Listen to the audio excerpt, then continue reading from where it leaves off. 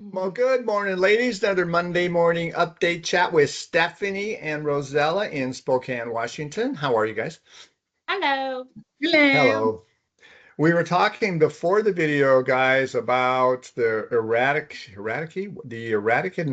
how erratic the market has been, and in particular the mortgage market, and what's going on here and what's going to happen and stuff like that. And it's one of my favorite topics, as you know. So let's just chat about it.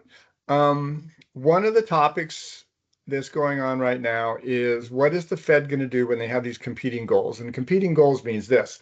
There is the fiscal policy, there's fiscal and monetary policy. Fiscal policy, as we talked about in the past, is what the government as a whole does. So taxes and the big T word now is tariffs. That's a government imposed thing that drives the economy in different ways, depending on what you do it. And when there's a tariff threat on Europe or China of 150%, bond traders go nuts on that because they don't know if it's real and if it's going to be in place for a long time. And tariff is just another form of taxation. What that means is eventually prices are going to be impacted by that because it's more expensive to ship goods into the United States or other places as well. Am I keeping your attention, Steffani? Yes. But so is my daughter feeding my dog in the background. I get it. You could probably actually see her right Yeah, we can see the there. puppy dog. Yeah. Yep. Anyway, Okay. sorry.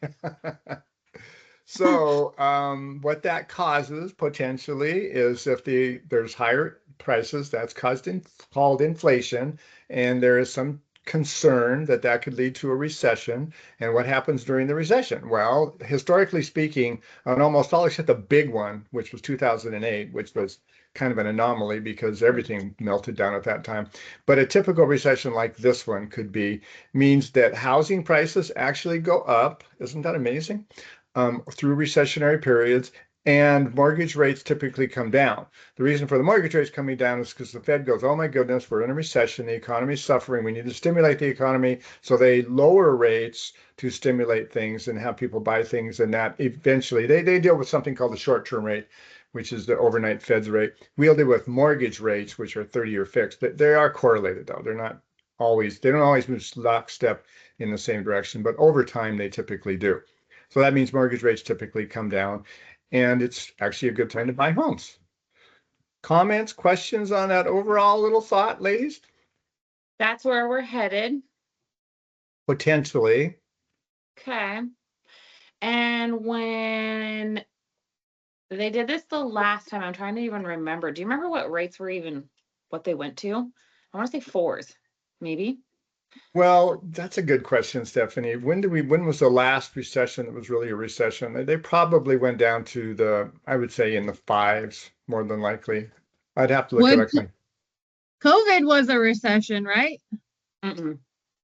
Did we have a recession during COVID? Because I feel like we had some weird economical shifts during that time. We had some but weird economical stuff going on, but I don't think it was technically a recession. A recession is defined as 2 quarters back to back with negative growth in the economy. Okay. And 2 quarters. we have yet to have that. We had one though. Okay, we had negative growth in the last quarter. So if there's another quarter that has negative growth, then technically we're in a recession. Some people say we're in a recession now. Some people disagree with that. And, I think that it's hard to argue one way. What's that? I said, I feel like we're on the fence of a recession. Yeah, we could be on the cusp of a recession, that's for sure. I also feel like it could feel like that due to the fact of where we just came from in COVID. Oddly enough, I don't think would ever be considered a recession because a lot of people were getting stimulus money and there was a ridiculous amount of spending that happened. That's true. That's exactly right. In addition to overspending. Mm-hmm. Yeah. So, one of the things that caused the inflationary pattern is because they did probably one too many stimuluses there. You're exactly right. That, and then because at that time too, remember the rates were so low that it caused such a huge hype within the real estate industry as well, that then the prices of homes even were like, what in the world? So I feel like it might feel a little bit like a recession now, but I feel like, again, this just came back to healthy, like, people are still making money. Things are still moving. Like 2007, 8-ish, that one was painful. I do remember. That was once in a lifetime. Like hopefully a ghost town. We'll never experience again. But you're absolutely right. If you look at economic growth and you look at people buying things, that hasn't really slowed down much at all. with what's going on. It's pretty healthy out there.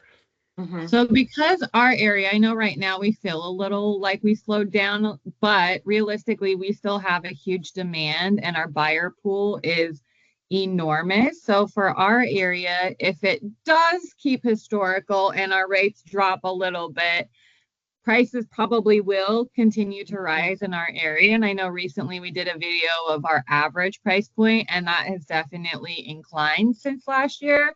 Now that we've been, we're halfway through the year, we're able to kind of see that long term. So for us, Stephanie, I'm sure we're probably on the same page here with our thoughts, but our prices will probably continue to rise just a little bit and become a little bit more aggressive this summertime if they do indeed have a rate drop. Yeah, I still feel like we have a little bit of a mix. And by mix, I mean a decent amount of sellers that are a little bit delusional in their pricing still. I'm just going to say Oh, for sure.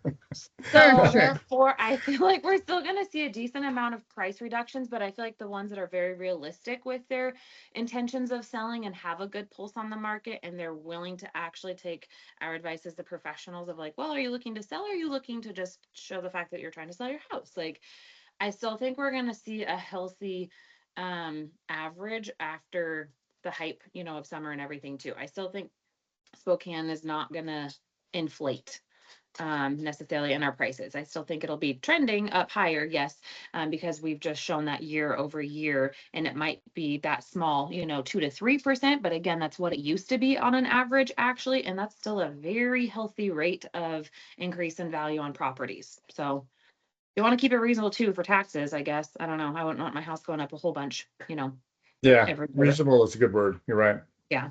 It's good for buyers and sellers both. You don't want to get carried away one way or the other. Yep. Okay, another topic in discussion, and we'll chat about this and get you guys input, is Fannie Mae and Freddie Mac. So Fannie Mae and Freddie Mac are what's called secondary market entities.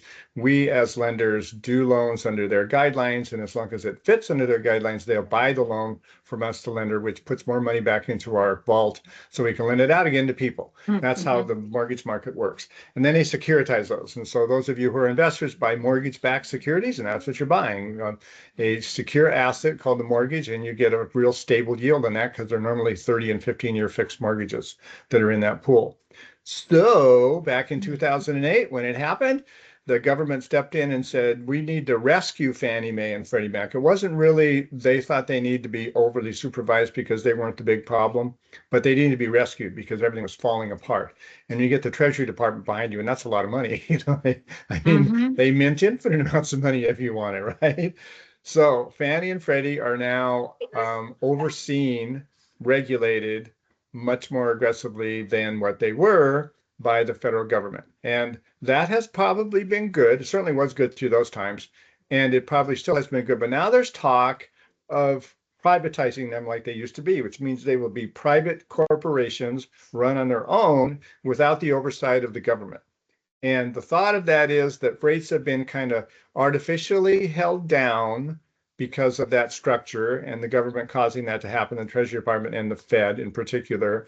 And when they privatize them, will rates go up even further? And the current administration has said, no, we're not going to let that happen. They think it's a good thing to privatize them. So it sounds like right now it has the backing of the administration, and I'm not sure what Congress thinks about that. They're going to be a big part of that decision process, of course.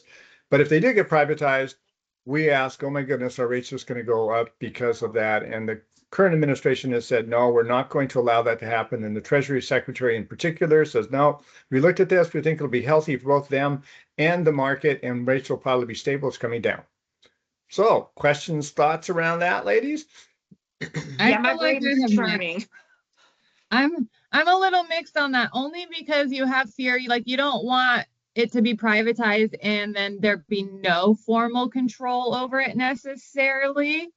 That's a little frightening, but at the same time, having trust in us Americans, like American to American or people to people, however you want to look at it, they sometimes have better interest for us as consumers because they want their company to thrive and succeed. And so to do that, they have to advertise to us consumers. So sometimes those bigger, private practices can offer some really cool incentives and options to consumers. So that kind of makes me think maybe it could be good. But in 2008 wasn't great. So maybe we needed some formal control over it just a little bit. What are your thoughts, Stephanie?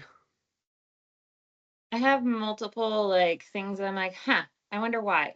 Because kind of like she said, when it's privatized, as a individual myself, I like autonomy. And so I think that you get that as an institution without government overlays that are, kind of controlling or telling you what you have to do. However, if the government already has their hand and their pulse in it, it always makes me question and wonder why in the world are they willing to let go of it? Like what's there? Like what other little thing is going to then pop around that I don't know. So that's my theory on that. But it could be good, like she said, because then again, it goes back to the hands of us. But then again, when you're the big fish and the big pond and you kind of can do whatever you want, sometimes leaders don't always do the best with that type of power, if you will. So I don't know. I'm not quite sure how I feel on this. I would have to do way more research to figure out kind of if I think that this is a good thing or a bad thing.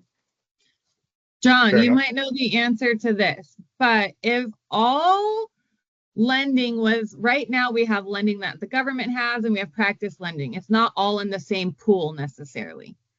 Let's say all of the lending was then put in the same pool, which is what that would do. At that point, could our government put some sort of control over everybody once we're all in the same pool and then create something new? Or is there already some control over everybody that the government does have lending wise? Okay, good question. So I'm going to back up to your comment, first of all, about Fannie and Freddie being the cause of the downturn. And I would say that they were not the major cause at all. It was the subprime market, which really caused things to go upside down because we were doing loans there that were just stupid. Right. And the Fannie and Freddie weren't buying those loans. Those are loans that get monetized outside of Fannie and Freddie and sold off, and bond traders were buying them, and they were getting really good yields because the rates on those mortgages are higher. But then they were dumb loans, and so they failed, and it brought everything down with them. Okay, Right. so if Fannie and Freddie are privatized, the government will have some kind of boundaries around that for them, I'm sure. I'm Okay. in agreement with basically what you guys are saying, that private institutions are run much more efficiently than government-run institutions ever will be. And so you'll probably see more efficiencies with Fannie and Freddie. And keep in mind, they have slightly different guidelines between the two. So that's kind of healthy because there's some competition. They both want conventional conforming kinds of loans, and they go by the same loan limits and all of that, loan sizes. But there are slight variations. And sometimes we'll take a loan to Fannie and sometimes we'll take it to Freddie, depending on what our client looks like and what the loan approval looks like. Sometimes it's easier to go one path to the other. That is a completely different pool, as you say, Rozella, than what now it used to be called a subprime. It's now called Alt A or non-QM. It's a whole nother topic. QM mortgages, qualified mortgages, is basically Fannie, Freddie, and government. Non-QMs, they don't fit those rules, so we're over here. And they're smart mortgages now. They're not dumb. We verify income. They're very careful mortgages. The default rate there has been really, really reasonable. The rates are somewhat higher because borrowers don't qualify for Fannie Freddie. They must qualify in a different manner over here, so they're going to accept a higher rate, but it's still not as risky a mortgage as back in the day.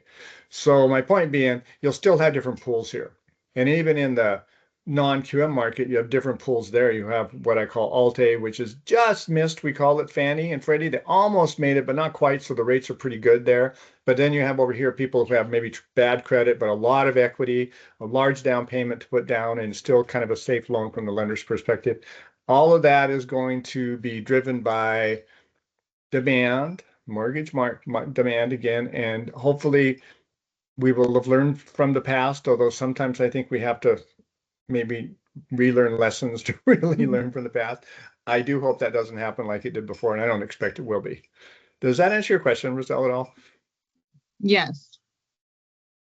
Okay, I thank have you. another thought though too, because like you said, with the fact that it's like Fannie and Freddie are two separate entities, so it creates a little competition. But my brain literally goes to like Home Depot versus Lowe's, Fred Meyer's versus Safeway Albertsons. Like, I mean, come on, they're all kind of like I still think that, like, yes, it probably would be good. And yes, you do have some separation and probably overall, like, without having the full government overlay, but I still feel like you're gonna have something. So I don't know. Yeah. I'm kind of like you, willing to try it, at least give it a shot, see how it goes. Hopefully we learned our lesson from last time and we don't repeat, some bad habits, but then again, you never know.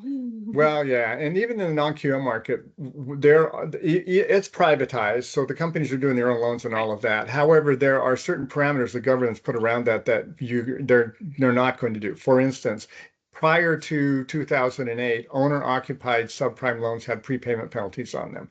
Oh, yeah. That's not happening anymore at all. If you do an owner-occupied non-QM loan, there's no prepayment penalty because it's owner-occupied. So there are certain parameters they put around those. And another one is high interest rate loans. You can't go too high with the Right. interest rate and the fees. Otherwise, it violates a regulation there. And lenders are very careful about stuff like that. There's a lot of arms being utilized during that time too, and not these Yeah, homes, yeah, but in between. there were arms that were a little bit crazy. Speaking of Mhm. which, so last little topic here is I priced a loan for a client who had a fairly large loan, and it was actually for a seller for his buyer, and the buyer wanted a low rate, and our 7/6 arm beat the 30-year fixed rate by a lot for that particular loan. And most loans are kept for about 7 years, although I think that may Mhm. be longer now because people are having 2 and 3% mortgage. They're going to keep them longer period of time. Prior to that, 5 to 7 years is the length of time most people kept their mortgages because life changes, they sold or they refinanced or something like that. So a 7-year fix is not a bad option for some folks, especially when the rate is quite a bit lower than a 30-year fix. It's worth looking at. Just If a you have a tidbit. longer spread, yes, the 2 and 3, maybe even 5. I'm like, Yeah, a yeah, year, yeah. 2 years, it goes by way too fast. And if you don't have if you're not paying attention, it's gonna catch you. That is so true, Stephanie. Absolutely right. Words of advice. All right. I may Any be other young, but questions? I'm wise. Just kidding. Nope, I'm that out of was it. questions. No more. All Ask them right. all. Well, it's been fun as always. I like talking mortgages sometimes with you guys. Very Yeah, informative. this one Okay, was see you good next one, time, John. ladies. Thanks so much. See ya. Bye. Bye-bye. Bye.